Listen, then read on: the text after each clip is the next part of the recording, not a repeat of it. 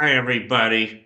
Welcome back to Let's All Be the Change. I haven't made any videos on this channel for several months, I think. I was doing a feature on kind of an anti-Trump feature I started last year, but I guess I just got so sick of, just all the shit he's been doing that, was starting to make me sick. So I kind of stopped watching the news, or at least I don't watch the news as much as I did before, just to maintain my sanity. I just hope we stay together as a world. But anyway, enough of that. I decided to do a new feature on this channel, a feature on great inventions throughout history, much more positive subject, I think. And I have a book at home on 1,001 great inventions throughout history. I've just sort of picked one of them at random. The one I'm going to talk about today is the Vernier scale, which was invented in 1631. Anyway, let's just begin. Here, I just took this from Wikipedia. This is what they say about the Vernier scale on Wikipedia. It's a really interesting. I think it was a really important innovation in measurement because what it is, it's a way of you have actually two measurement scales that are right next to each other, and the markings on the second one, the one on the bottom, are a little bit closer together than one on top. As a matter of fact, you have I guess 10 markings, in the span of nine on the one on top, which means if you just move the scale on the bottom over like in this case a tenth of a millimeter, that's gonna change where the things line up by 1 millimeter.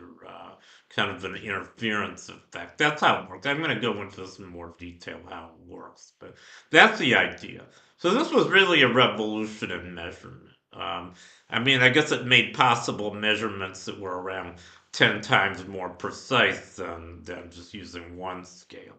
That's the idea.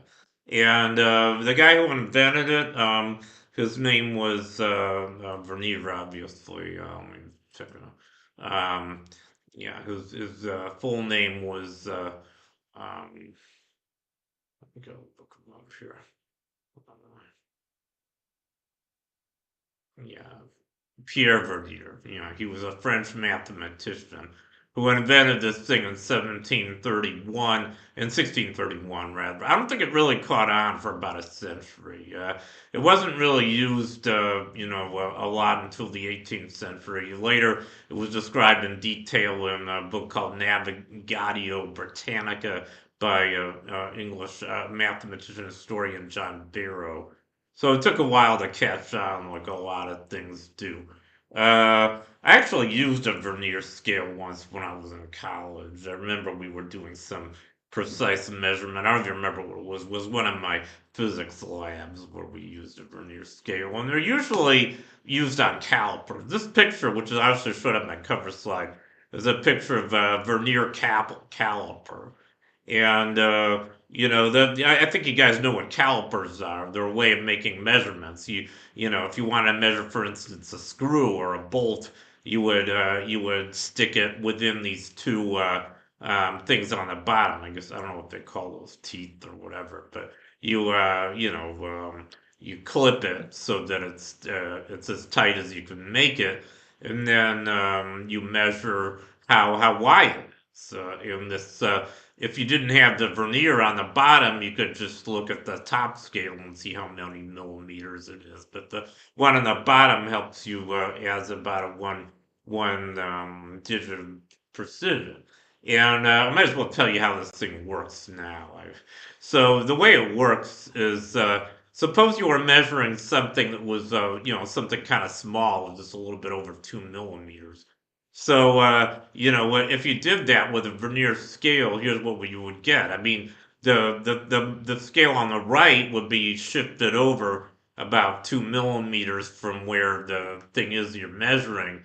But then you can get extra precision by seeing where the scale on the bottom lines up with the scale on the top. And in this case, you'll notice that the line that lines up the best here on the bottom is the one, I guess it's 6.8. It's because you got these 5 markings between 6 and 7, and 6.8 lines up exactly with, I guess, we don't care what the thing is on top, but though this is a Vernier scale that actually gives us 2 extra digits of precision. This is a fancier one.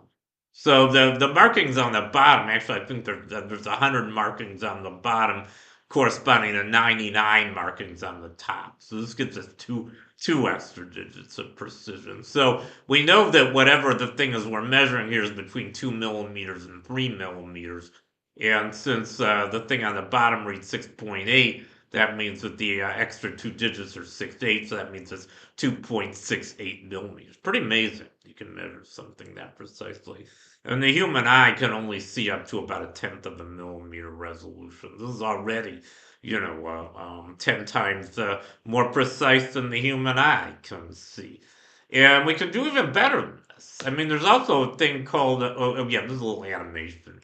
This just shows you kind of more in detail. This is a regular Vernier scale where there's 10 markings on the bottom, corresponding to 9 markings on top. And you can see when you shift this thing over just by 1/10 of a millimeter at a time, the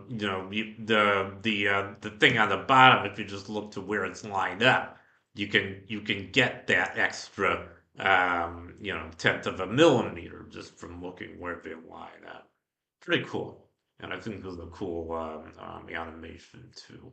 You can barely see it moving, but if you look carefully, you can see it jiggling just a tiny bit each time this thing shifts. So anyway, yeah, the thing I was going to get to here is the last thing I'm going to talk about today, the Vernier micrometer.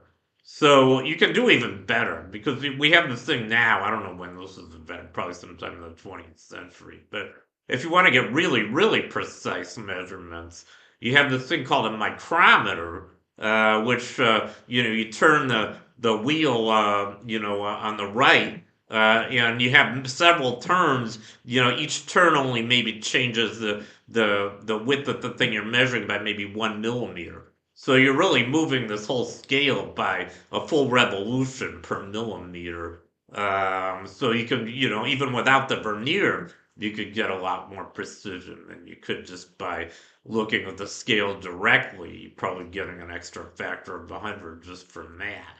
But you can do even better by putting a vernier next to it. So for this particular example, this vernier is giving a measurement of 5.783 plus or minus 0.001 millimeter. A thousandth of a millimeter is a micrometer. It used to be called a micron. 10 to the minus 6 meters. That's about the size of a bacteria. So this particular micrometer will measure something to the precision of the size of a bacteria cell. Pretty amazing, I think. Anyway, so that's a Vernier micrometer, which is probably one of the most accurate, if not the most accurate, handheld measuring devices we have. Um, it's completely mechanical too. So anyway, thank you for watching.